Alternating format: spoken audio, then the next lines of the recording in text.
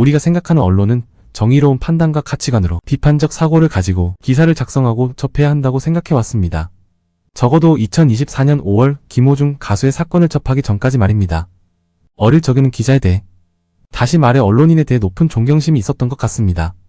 사회의 날선 정치와 맞서며 올곧은 정의를 실천하는 게 언론이라 생각을 했습니다.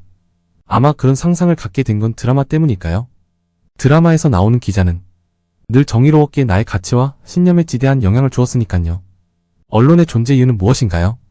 부패와 거짓에서 진실을 찾고 바른 사회로 가기 위한 참된 직업이 기자가 아니던가요? 기자는 직업 윤리가 필요한 전문직 중에 하나입니다. 언론인은 사회적 요구 기대에 부응할 전문적 역량을 갖추어야 하고 윤리적으로 정당한 행위인지 회의할 도덕적 반성력을 지녀야 합니다. 한국 기자 사회도 윤리적 언론을 추구하며 언론윤리헌장을 위 그림과 같이 제정했습니다. 너무 멋진 원칙입니다. 특히 눈에 들어오는 원칙이 있는데요. 투명하게 보도하고 책임있게 설명한다. 인권을 존중하고 피해를 최소화한다.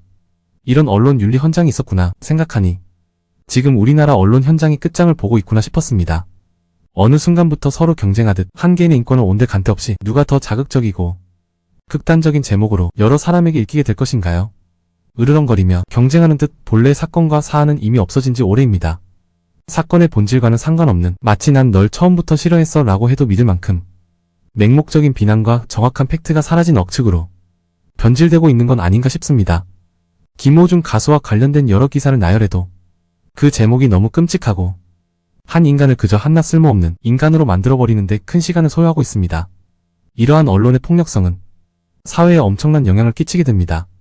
너 딱 걸렸어 식으로 집요하게 특정 대상을 공격하는 스타일과 의혹의 증폭을 불러일으키는 보도 형태 등 사건의 핵심과는 거리가 좀 있는 꼬투리를 부각하면서 정작 중요한 맹점보다는 기타 문제를 더 부각하고 이로 인해 여론은 그 핵심의 상황보다 그의 과거와 주변 이야기에 몰두하게 됩니다.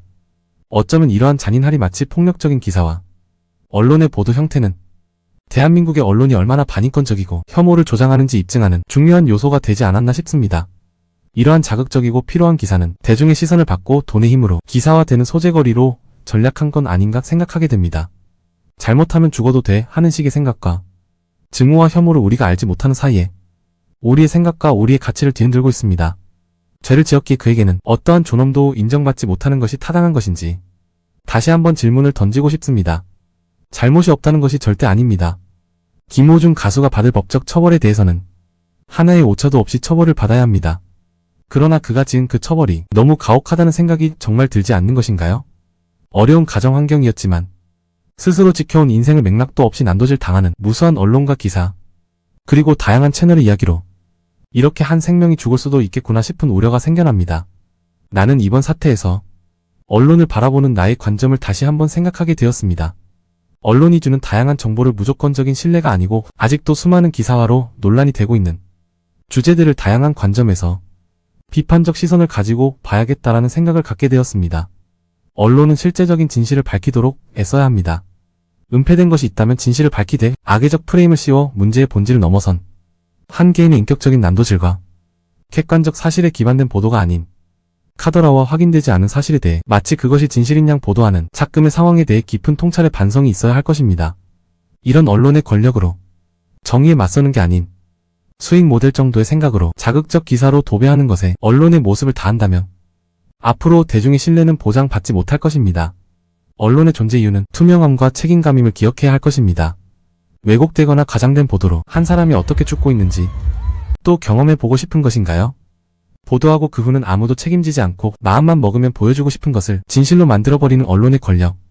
이 일은 나에게 일어날 수도 있고 이 일이 내 주변에도 일어날 수도 있으며 이 일은 누구에게든지 일어날 수도 있다고 생각하면 우리는 언론이 이야기하는 다양한 논제의 거리들을 바르게 볼 해안이 필요한 게 아닌가 싶습니다.